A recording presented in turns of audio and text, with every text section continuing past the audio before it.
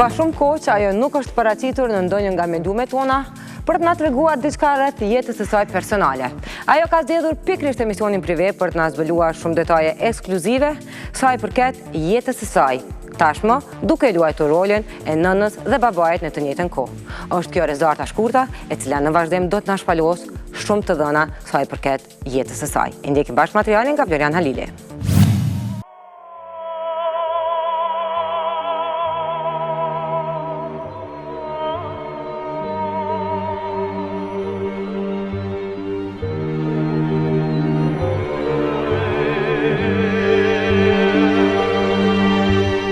Mbeti hije duke vrapuar përmes qytetit të mjeruar e thashe themegji. Përsëri e ndjeku nga fjalët. U fshan veri, në jog, në lindje e perëndim, duke ignoruar kërkesat e mediave që vazhdimisht kërkonin diçka nga ajo dhe përjetimet e saja kohëve të fundit. Rezarta Shkurta her do kur do të ndale para një gazetari që po ushqehi me miliona pyetje. Në këtë rast, para syrit kamerës së prives. Rrugtimi jonë drejt Tiranës me vete kishte shumë pikë pyetje lidhur me të, e kjo e bënte të kishte një detyrim dhe ekipës tonë që nga momenti kur ta rrotullonte dorezën e derës, a kamerën do ta fuste brenda. Kthim nuk ishte, ajo u përgjigj për gjitha, duke nisur nga ëndra e shumë femrave që lakmojnë emrin, mbiemrin, familjen, e në shumë raste edhe bashkëshortin e saj. Shpesh shumë bukur, shpesh shumë problem. Ka qenë gjithmonë një luftë midis të jesh ajo vajza e adoleshente, ose të jesh ajo vajza e re, apo të jesh ajo vajza nën, apo të jesh ajo vajza artiste, apo të jesh nusja e atij. Padashje, edhe pse shpesh bëjmë sikur nuk na intereson opinioni ose nuk na intereson çfarë na rrethon, në fakt thellë dhe na intereson. Dhe kjo na është dashur, na bën që ndonjëherë mos ta jetojmë jetën tonë 100% ashtu siç ndjehet. Po padashje ta jetojmë edhe siç të tjerët duan. Dhe sigurisht që sjell dhe trishtim kjo gjë. Është vështirë të jesh një personazh, sepse je tërkohës në fokusin e syrit gjykues. Shpesh njerëzit presin që ti të bësh atë që duan ata, ose ndonjëherë të afërmit. Por ashtu siç janë shenjat e gishtave që janë të ndryshëm, ashtu edhe të gjithë njerëzit janë të ndryshëm. Mendoj se secili nga ne është një instrument më vete. Nuk është patjetër të jenë gjithë piano dhe nuk është patjetër të jenë gjitha violina, por nëse të gjitha i bashkon, bëhet një simfoni shumë e bukur. Rezarta më nuk është këngëtare. Gradualisht ajo u largua nga dëshira fëmijërore që kishte, e braktisi këtë punë. Ajo sot është fotografe dhe ka një biznes të suksesshëm. Po t'i dhurojmë mundësia ta fotografonte jetën e saj, si do ta realizonte. Një gjë është e sigurt që fotografia e jetës time nuk do të ishte komerciale dhe nuk do të shitej, nuk do të preferoj në për revistat e modës. E sigurt që do të ishte bardhëzi. Do të ishte bardhëzi jo sepse nuk është e bukur, por sepse realisht në jetën time, ose jo sepse unë nuk i dua ngjyrat, i dua shumë ngjyrat sigurisht. Por një gjë është e sigurt. O dua shumë o nuk dua fare. O jap maksimumin, ose jam indiferente fare. Prandaj do të ishte bardhëzi, sepse nuk ka gri. Do ishte o e bardhë, o e zezë. Ishte për vite e vite rrethuar nga mure të trasha kritikash, fal karakterit prej çapkën dhe atyre ngjarjeve që i ofroi jeta Rezartës e Rezarta Mediave.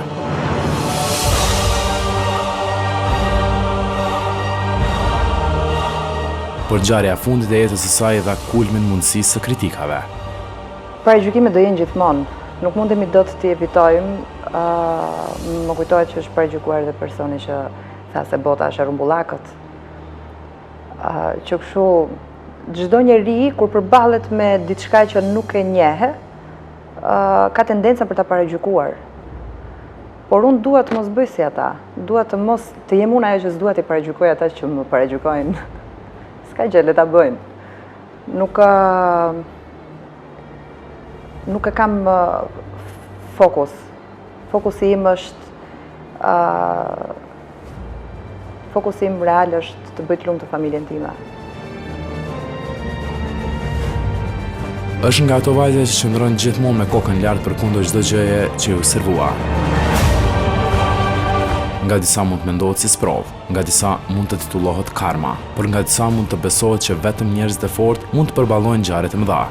Rezarta aktron buzëqeshjen dhe nuk e lëshon vetën fal emrit dhe biemrit që gëzon, apo ajo ditë qëndroi në situatat që fati ka caktuar. Kush e gjeti lumturinë e përjetshme që ti mund ajo që duhet ta gjej? Pa diskutim, të gjithë ne kemi problemet tona, çdo familje kalon gjëra jo të këndshme. Sigurisht që nuk jam në kulmin tim të lumturisë. Aktualisht, pavarësisht se kam gjetur dashurinë e jetës time, Ermalin, jam detyruar të rriz vajzën vetëm. Jam detyruar që ajo mos të luaj çdo ditë me babain e saj në park apo në shtëpi, të mos flem ndoshta të tre ose të vijë lepurushja vogël që kështu sigurisht që nuk jam në kulmin tim të lumturisë. Por ajo çfarë më ngushëllon që shpresoj shumë që së shpejti të gjitha këto që unë sapo i thashë ndoshta jo ndërroj brenda shpirtit tim të bëhen realitet. Nuk kam asnjë dëshirë tjetër më të madhe. Por momentalisht atë princesh të vogël që ne e sollim në jetë më aq shumë dashuri, të kemi shansen ta shijojmë që të dy.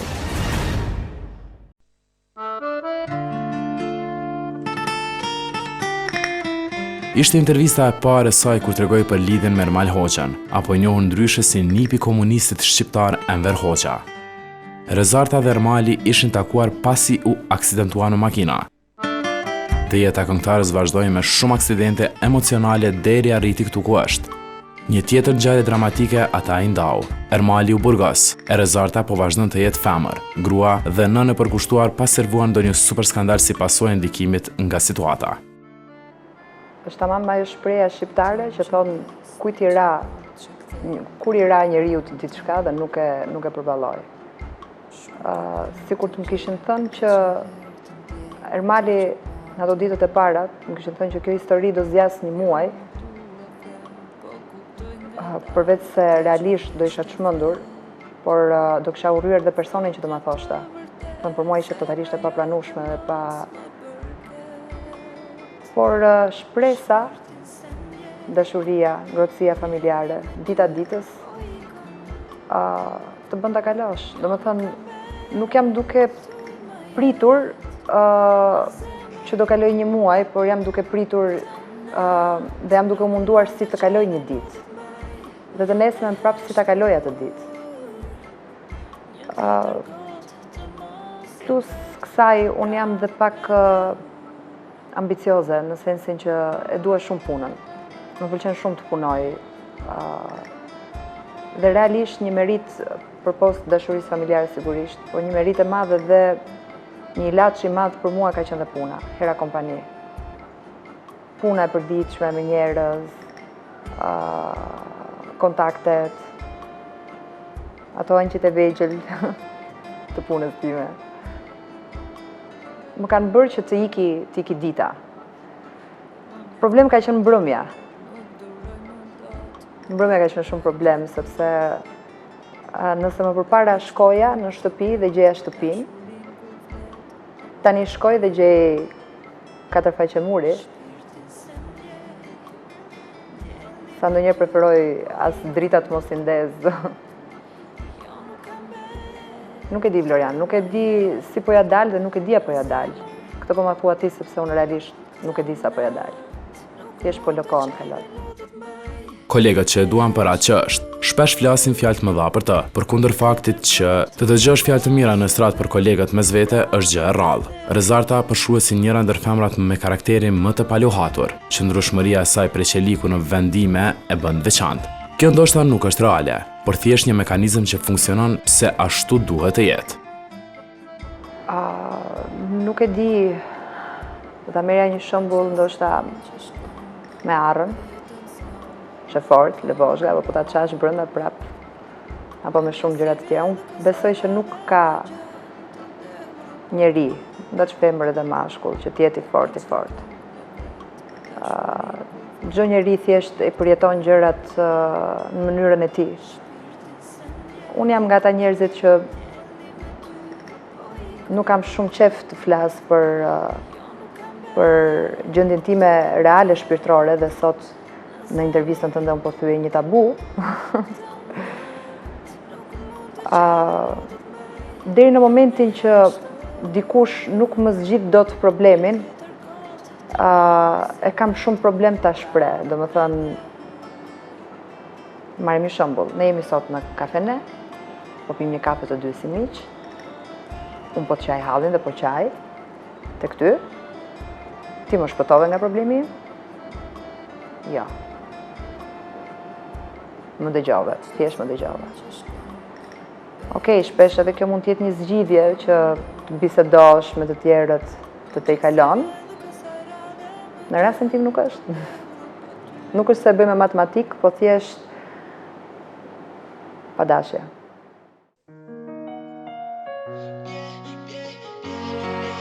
E martuar dhe plot dashuri për bashkëshortin, edhe pse të ndarë në një formë ose tjetrën. Rëzartës jeta i duroi dashurinë më të madhe që do të mund një grua ta përjetoj, fëmijën e saj. Hera Hoxha, u pagzua mbesa e Enver Hoxhës. Me herën nuk është aktrim që unë të shkoj dhe të bëj të lumtur, por realisht Hera më bën njeriu më të lumtur në botë. Ajo më bën të lumtur edhe kur bën gabime, më bën të lumtur edhe kur e kthen shtëpinë përmbys. Është realisht motivi i jetës time dhe i lumturisë time. Që kështu, çastet me të janë vërtet lumturia më e madhe. Tani çdo dyshim duhet lënë pas, lidhur me relacione e jetës bashkëshortore të shkurtës. Kur realiteti të godet me në ngjarje të tillë, të tregon dhëmbët jeta. Njeriu shpesh mund të humbet arsyen, përkundër dashurisë që ka ndaj partnerit, ku largësia e detyruar i mban pezull njëri tjetrin. Rezarta e lirë, Ermali Burgosur. Nuk mundet të ta shpjegoj se si, sepse kjo gjë ndodh natyrshëm, pa e ditur asnjë se si ndodh. Por nuk mund të them as që jam, mund të them që jam mikja e tij më e mirë, sigurisht. Dhe neve kjo është pika më e fortë e marrëdhënies tonë. Por nuk mund të them që në këtë rast kam qenë ndoshta gjithmonë një ngushëlluese e mirë. Shpesh me një ka ndodhur dhe e kundërta. Ndonjëherë ka qenë ai që edhe pse është në ato kushte më mban mua me shpresë, siguri dhe dashuri. Nuk do isha dot në gjendje të prisja shumë gjatë për të pyetje. Jeta fotografes mund të jetë ëndra shumë vajzave shqiptare, titull aristokrat, familje interesante për publikun, sytë e gazetarëve të drejtuar për secilën lëvizje, dhe një gjendje financiare të qëndrueshme. Po çdo e bardhë ka të zezën dhe çdo e zezë ka të bardhën. Rezi e kishte ndruar ndonjëherë këtë jetë apo thjesht e tillë ju servua? Jo, nuk kam bërë llogari. Ti e di shumë bukur, para ca ditësh isha në Prishtinë, ku dhe u takuam bashkë. Më pyete si e ke planifikuar, domethënë që erdhe këtu dhe tash nuk e kisha planifikuar, më solli vetë makina. E hypa makinës, desha të udhtoj dhe u gjenda në Prishtinë. Kështu ka qenë e gjithë jeta ime. Po mendoj që nga momenti i piknisjes së karrierës time, kur nisi nga Miss Durrësi, unë kam qenë një vajzë vogël, shumë e shkatët, energjike, me flokë të shkurtra. Dhe organizatorja e Miss Durrësit më gjeti duke luajtur në obor të shkollës futboll. Dhe aty nisi gjithçka. Nuk e kisha planifikuar që do më përzihte dikush, nuk e kisha planifikuar që do të fitoja. Rodhen gjërat shumë gradualisht. Nuk e njofa bashkëshortin nga dikush apo nga një mbrëmje apo nga një mik. Ne të dy u aksidentua me makinë dhe shi Zotit as jute dhe prap, do të thënë, ishte aksident. Dhe kam përshtypjen se të gjitha gjërat që më kanë ndodhur kanë qenë një aksident. Dhe jo gjithmonë në aksidentet janë të këqija. Në rastin tim ka pasur shumë aksidente të bukura. Kjo martesë e bëri të jetë Zonja Hoxha, e ky mbiemër i fali përgjithësi, e ndoshta edhe kufizoi shumë në të qenurit e lirë siç ishte pa qenë martuar. Shpesh miqtë e mi më thonë në momentin që argëtohemi, bëjmë biseda, më thonë, ne ndonjëherë harrojmë që ti je Rezarta Shkurta. Në ti për ne je ajo Rezi, shoqja jonë, që kënaqemi, që bëjmë muhabete, që çmendurira apo qajmë edhe hallet. Që kështu harrojmë që je Rezarta Shkurta, për ne je Rezi. E njëjta gjë ndodhet për mua. Për mua ata janë thjesht familja ime, ku ne jetojmë natyrshëm me njëri tjetrin.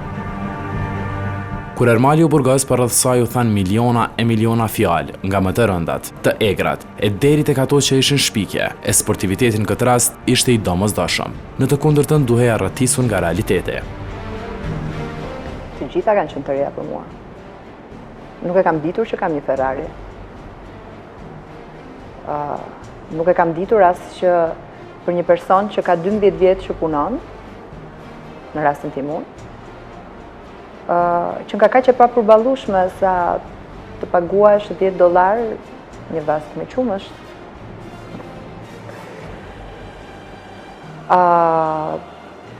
Bëra një gjë shumë të zgjuar në atë periudhë, që u mundova shumë të mos lexoj gazeta, portale dhe sigurisht fika dhe televizori. Sepse aq shumë çuditëra dhe gënjeshtra që kush na njihte i dinin shumë mirë, por fundi ata nuk i bën për ata që na njihnin dhe as për ne, sepse edhe vetë gazetarët e dinin që shumë broçkulla që shkruajtën ishin thjesht broçkulla. Po e bën për një masë. Njerëzit që nuk të njohin, që nuk dinë, dhe ndoshta ndonjëherë shpeshherë, jo ndonjëherë, besojnë çfarë ju serviret. Unë sërisht nuk do doja të hyj analizës besoni mua apo besoni ata. Thjesht ishte qesharake e periudhë, me dozat mëdha tragjedizmi. Çdo gjë e rëndë e përjetuar keq në jetë, kërkon sakrificë, durim e edhe guxim. Rezarta i kaloi testet, por aja vlejti. Për fat të mirë, ne artistët jemi mësuar të paragjykohemi me shpifje, jemi mësuar që kështu them se ti kishe rënë një familje tjetër, aq shumë gënjeshtra dhe aq shumë gjëra të këqija u than, do kishe përballuar më keq se që ndoshta arrita unë ti përballoj. Karriera e 12 viteve më kanë bërë që të bëhem më e fortë kundrejt atyre që pa e merituar mbajnë emrin gazetar. Nga poshtë do të vazhdojnë të jehojnë zërat ngulmues e thumbues drejt saj të familjes që ajo ka, por buzëqeshjen e saj nuk do ta shuaj asgjë, Rezarta e premtoi.